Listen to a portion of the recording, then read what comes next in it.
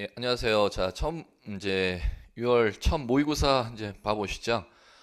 이번 이제 첫 모의고사는 여러분들 시험에서 필요한 공시법령의 가장 기본적인 주제들 실제 시험으로 나오면은 중하로 나올 수 있는 문제, 상문제는 다 뺐습니다.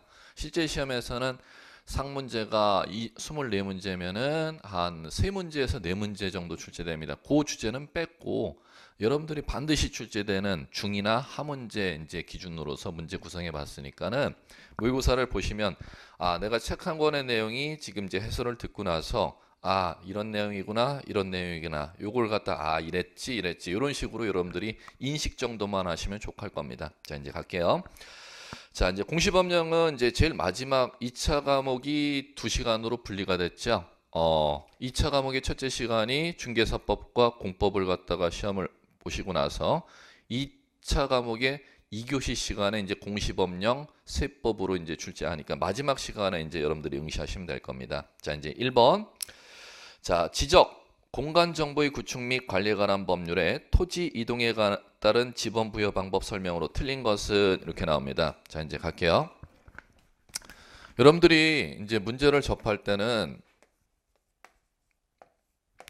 이제 문제 들어갈 때는 그 이제 1차 1교시 시간에 그다음에 2차에 1교시, 2교시로 분리되어 있는데 그 각 교시마다 이제 시험 배분 시간을 어떻게 해야 되느냐는 문제는 이제 거시적인 측면은 이제 문제풀이 가서 좀 말씀드리기로 하고 이제 오늘서부터 문제를 처음 접근하니까 문제를 푸실 때는 이제 미시적인 측면만 이제 오늘은 좀 말씀드릴게요. 자, 이제 문제가 있으면 1번 이렇게 이제 문제가 있다는 겁니다. 문제가 있으면 이 문제에서 반드시 첫 번째 여러분들이 해 두셔야 될 작업이 키워드입니다. 자, 무슨 얘기냐면은 이 1번 문제가 제시됐다면 이 문제에서 뭘 묻고자 하는 거야? 그 과목에서 묻고자 하는 주제가 무엇인지를 갖다가 여러분들이 이제 필기구 갖고 키워드를 잡아내는 작업을 하셔야 됩니다. 왜냐하면 이 키워드가 떠올라야지만이 이 지문 1번, 2번, 3번, 4번, 5번 여기에서 묻고자 하는 주제를 갖다가 찾아내야지만 이 지문을 갖다가 읽어나갈 수가 있다는 겁니다. 자, 그럼 갈게요. 첫 번째 키워드 찾기 이제 작업을 하시고 그다음에 두 번째 키워드 찾기를 꼭 하셨으면 물음표 끝에 여러분들이 이 문제를 2번을 절대 읽으시면 안 됩니다. 1차 과목 같은 경우는 특히 시간이 절대적으로 부족합니다. 그러면 지문은 2번 읽을 수 있어도 문제 자체를 2번 읽지 않기 위해서는 객관식 시험에서는 물음표 끝에 그 키워드를 갖다가 맞는 걸 출제자가 묻는 거야, 틀리는 걸 묻는 거야. 이걸 꼭 부호 표시를 하는 방식을 갖다 꼭 훈련을 하시기 바랍니다. 그럼 첫 번째 문제 읽으면은 키워드 찾기. 그 키워드에 대해서 맞는 거 묻는 건지 틀리는 거 묻는 건지를 갖다 OX로 기호하기 작업. 요 작업을 하시면서 이제 문제 풀으십니다. 자, 그다음에 두 번째.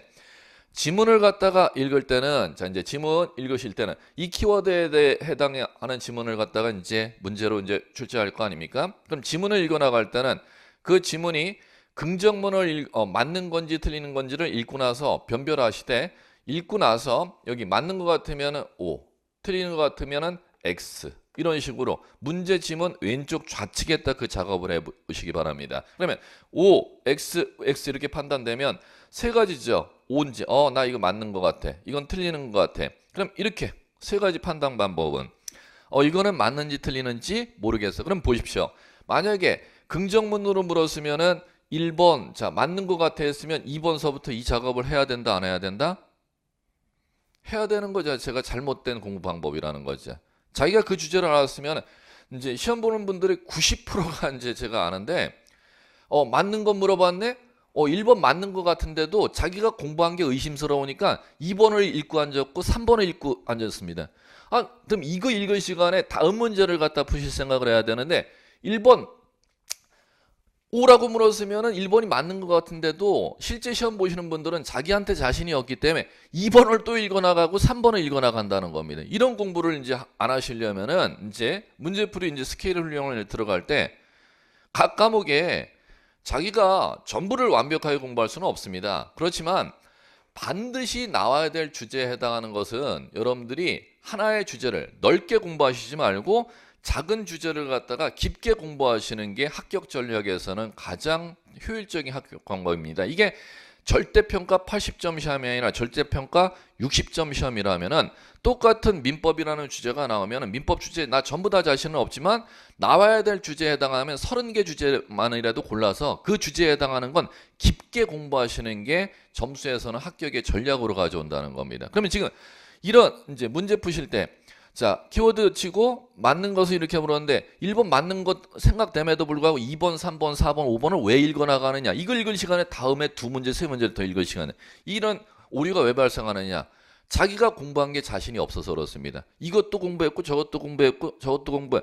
40문제 주제가 다 어설프게 공부한다는 겁니다. 차라리 그러면은 그 방법보다는 40개를 다 주제를 어설프게 공부하기보다는 30개 주제를 내가 폭을 죽여놓고 어려운 주제도 시험 문제 주제네. 그 주제는 내가 자신이 없으면 그건 포기해버리고 30개 나오는 주제를 갖다 깊이 공부하시는 게 40개 주제를 어설프게 공부하시는 것보다는 합격에 있어서는 전략이라는 겁니다. 그럼 실제 시험에서 이제 이런 식으로 이제 문제풀이가 된다는 거. 확실히 자신 있게 자기가 그러면 모르는 주제 같으면 이거 자체를 하지 말고 다음 문제로 넘어가라는 거죠. 예, 자, 이런 식으로 이제 풀어주시면 될 겁니다. 자, 이제 갈게요. 자, 이제 1번서부터. 자, 그럼 1번 먼저 공간정보 구축 및 관리에 관한 범상 토지 이동에 따른 지번 부여 방법 틀린 거 이렇게 물었습니다. 그럼 첫 번째 무조건 해주실게. 키워드 작업 지번 부여 방법 형광펜이죠. 지번 부여 방법. 그게 키워드입니다. 자, 그 다음에 자 물음표 돼. 틀린 것을 물었으니까 X 하셔야죠. 그러면 1번에 지번 부여 방법에 대해서 묻는 데네. 그 다음에 지번 부여 방법에 대해서 틀린 것을 묻는 데네. 이렇게 이제 작업을 해주시면 이제 가죠. 지번 부여 방법은 지금 이게 있죠. 지번 부여 방법은 신규 등록에 따른 지번 부여 방법, 등록 전환에 따른 지번 부여 방법이 있고 법전에. 그 다음에 두 번째 분할에 따른 지번 부여 방법이라는 법률 용어가 있고 세 번째 합병에 따른 지번 부여 방법이 있고 네 번째 토지개발 사업에 따른 지번 부여 방법이 있고 그 다음에 자 다섯 번째 지번 변경할 때 축적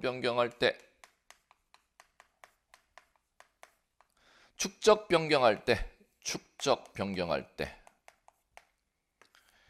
행정구역 개편해 갖고 지번을 새로 부여할 때 행정구역 개편해 갖고 지번을 새로 부여할 때 법전으로 치면은 지금 이 키워드 자체가 지번 부여 방법이라는 6글자 키워드를 찾아내시면 실질적으로 하나, 둘, 셋, 넷, 다섯, 여섯, 7가지 주제에 대해서 지문에서 이제 펼쳐질 거라는 겁니다. 어느 출제원이건 간에. 그럼 첫 번째 보죠. 1번 등록 전환하는 지번 부여 방법 물었습니다. 그러면 자 1번에서 보시면 요 때를 지금 묻는다는 거죠. 등록 전환 토지 지번 부여 방법은 자 법전에 뭐라고 돼? 본번으로 부여 이렇게 되어 있습니다. 1번 정답. 끝. 부번을 붙이는 게 아니죠. 뭐로 부여한다? 본번으로 부여할 것. 신규 등록하는 토지도 본번으로 부여할 것. 법전에 이렇게 되어 있기 때문에 1번 정답하면 2번 지문서부터는 읽을 필요가 없는 것이지요. 왜? 다 맞는 지문이니까. 그런데 공부한 게 어설퍼져 버리면은 1번 지문을 맞는 것 같다, 틀리는 것 같다 판단 2번도 읽어보고 3번도 읽어보고 4번도 읽어보고 이런 식으로 실제 시험에서는 문제를 풀면 안 된다는 겁니다. 확실한 지번 부여 방법 시험에 나오는 주제다 생각하면 이걸 깊이 공부하면 2번, 3번, 4번, 5번을 읽을 필요가 절대 없다는 거죠. 왜? 신규 등록 전환 지번 부여 방법은 뭐로 부여하니까? 본번으로 부여하니까. 이렇게 이제 이해하시면 될 거고. 자, 그 다음에 자 이제 두 번째 갑니다. 2번 문제. 공간정보 구축 및 관리에 관한 법률상 지목의 종류 물었습니다. 자, 지목의 종류 형광펜 키워드 나왔죠. 2번은 뭐를 묻느냐면 지목 종류를 묻는데 이게 키워드입니다. 이걸 못 찾아내면 이게 무슨 문제를 묻는 거야? 자, 그럼 지목의 종류가 아닌 것은 이렇게 물었죠. 그러면 자 가죠. 지목의 종류는 현행법에 지목이 몇 가지가 있는지 아셔야죠. 현행법에 규정된 지목은 28종. 끝. 그러면 지금 출제자가 지금 2번에서 물은 것은 법전에 규정되어 있는 28종류의 지목에 해당하지 아니하는 것 5개 지문에서 찾아내. 지금 이 문제지 않습니까? 그러면 정답은 1번 틀린 거. X. 대지라는 지목 없죠? 자, 그 다음에 3번으로 갑니다. 다음 공간정보 구축 및 관리에 관한 법령상 지목의 구분에 관한 설명 맞는 것은 물었습니다. 그럼 가죠. 3번은 지금 키워드가 이걸 묻는 데네. 지목의 구분. 그럼 지목 구분 맞는 것은 물었습니다. 그럼 지목의 구분이라는 건 뭐냐면은 토지가 있을 때 이 토지가 뭐로 이용될 때는 지적 공부라는 장부에 지목을 뭐로 등록하는지 이제 가보죠. 현지 토지가 밭으로 이용되는 때는 지목을 뭐로 등록한다. 전. 논으로 이용되는 때는 답. 과수리 농사 지는 때는 과수원. 그다음에 수풀이나 수림지나 중림지나 자갈, 모래땅, 벌판으로 이용되는 때는 임야라는 지목. 그러면 현지 땅의 이용 용도를 지문에서 제시할 것이고 그 용도가 법전에 28가지로 구분돼서 등록하는 걸 이걸 매치하는 작업을 지문에서 출제할 거네. 왜? 키워드 지목의 구분이라는 법률 용어가 그거니까. 자, 그러면 맞는 거 찾아보래요. 자, 이제 가보죠. 1번 목장용진의 초지, 축사, 부속시설물, 주거 건축물로 부지. 자, 이제 이거죠. 여기 목장용진의 초지, 풀 심어놓은데 축사, 주거 건축물 부지는 지적공부의 지목을 목장, 용지로 한다. X.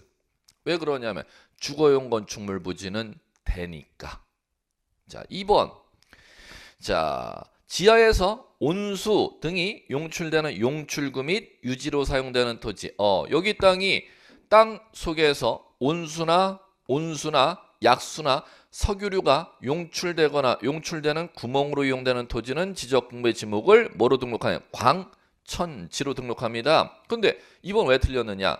이 땅의 이용이 땅 위에 지하에서 온수나 약수 석유류가 솟구쳐 오르는 데나 그걸 유지하는 데까지만 광천지로 등록합니다. 그러면 여기는 지금 뭐냐면은 지문에서 온수 약수 석유류를 갖다가 다른 곳으로 운송하는데 운반하는 데로 이용되는 토지라는 겁니다. 그럼 여기는 광천지로 등록해서는 안 된다는 것이죠. 그럼 운반하는 데 토지는 광천지가 절대 아님. 그러면 뭐 하는 데까지만 지적공부에 광천지로 등록하느냐 하면은 여기가 온수 약수 석유류가 솟구쳐 오르는 토지와 그걸 법률로 뭐라 용출구라고 부릅니다.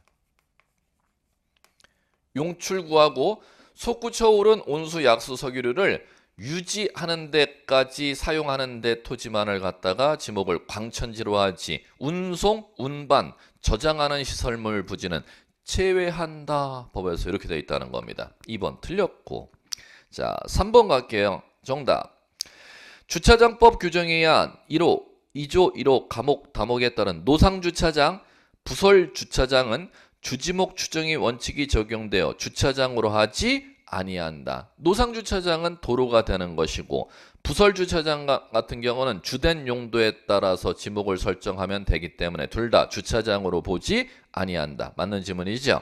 자, 해설 차원에서 이제 4번 왜 틀렸는지 확인해 볼게요. 정답은 이제 골랐고 국토계획 및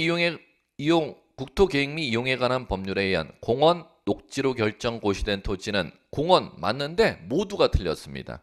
왜 틀렸냐면 묘지공원은 제외. 묘지공원은 제외. 여러분들이 알고 있는 추모공원이죠. 그 추모공원이 국토계획 및 이용에 관한 법률에 의해서 공원으로 이용 결정 고시된 토지입니다. 여러분들이 이제 일반적으로 알고 있는 추모공원이라는 데가. 그런데 그 추모공원은 묘지공원으로 조성이 돼 있죠. 그럼 묘지공원으로 조성된 데는 공원으로 지목을 등록하지 아니하고 뭐로 등록하도록 돼 있다? 묘지로 지목을 등록하도록 되어 있습니다. 그러면 나머지 국토계획 및 이용에 관한 법률에 의해서 공원으로 조성된 공원들이 이런 것들이 여러분들 듣기잖아요. 근린공원이라든지 문화공원이라든지 체육공원이라든지 수변공원이라든지 동대문 역사공원이라든지 그런 공원들이 국토계획 및 이용에 관한 법률에 의해서 공원으로 결정 고시된 토지들입니다. 단 그 중에서 무슨 공원은 빼야 돼요? 묘지공원은 제외. 그거를 갖다가 법조문을 인식했느냐 못했느냐 지문이죠. 자, 5번 뭐가 틀렸나 볼게요. 돌 캐내는데 채석장이잖아. 갈대밭, 황무지, 습지, 잡종지로 한다. 이거 틀린 이유는 뭐가 틀렸냐면 황무지, 습지는 벌판이 떠오르지 않아요? 벌판 떠오르면은 잡종지가 아니고 황무지와 습지는 임야입니다. 임야, 숲을 임자에 벌판야, 들야자. 그러면 5번 지문은 황무지, 습지는 잡종지로 안 갑니다. 임야이기 때문에 틀린 겁니다. 자, 그 다음에 4번 공간정보 구축 및 관리에 관한 법령에 따른 분할에 따른 토지 지상 경계에 따른 지상 건축물 권리계 결정할 수 있는 경우가 아닌 것은 자 이렇게 물었습니다. 그러면 지금 4번 같은 경우는 지금 이걸 물었죠. 땅 위에 이렇게 현지 땅이 있는데 이 땅에 건축물이 이렇게 건축이 돼 있다는 겁니다. 그러면 땅 위에 건축물이 있으면은 이 땅을 갖다가 측량해 갖고 분할하고자 하는 때는 땅 위에 건축물을 관통시켜서 측량해줘서는 안 되도록 돼 있다는 겁니다. 그런데 땅 위에 건축물이 있어도 건축물을 관통시켜서 분할할 수 있는 예외가 있죠. 그럼 그 예외가 몇 가지느냐 하면 네 가지가 있지 않습니까? 공공사업을 위해서 분할하고자 하는 때, 그 다음에 사업지구 경계 결정을 위해서 분할하는 때, 그 다음에 도시군 관리 계획선을 긋고자 분할하는 때, 법원의 확정 판결을 받아 분할하는 때는 땅 위에 건축물이 있어도 건축물을 지나가게 관통시켜서 땅을 분할 측량할 수 있다. 자, 그러면은 자, 공사, 개판 네 개를 암기하시면 문제를 풀 수 있겠죠. 그러면 자, 가볼게요. 1번 공공사업을 위해서 토지를 분할하는 거니까는 땅 위에 건축물을 걸리게 공공사업을 위해서 분할하는 거니까 건축물을 관통시켜서 분할할 수 있음. 그 다음에 자 2번 자 토지 이용상 불합리한 지상경계 시정하기 위해서 토지를 분할하는 사유이니까 자 2번 정답이죠. 그럼 2번은 지금 이쪽에 들어가는 거니까 땅 위에 건축물을 관통시켜서 분할할 수 없음이죠. 그 다음에 3번 도시개발 사업 시행자가 사업지구 이거 나왔네. 사업지구 경계 결정하기 위해서 토지를 분할한대요. 그럼 도시개발 사업지구 경계선 긋고자 분할할 때는 건축물 관통시켜서 분할할 수 있음으로 들어가죠. 그 다음에 자 4번 법원의 확정 판결 나왔습니다. 그러면 자 네 번째네.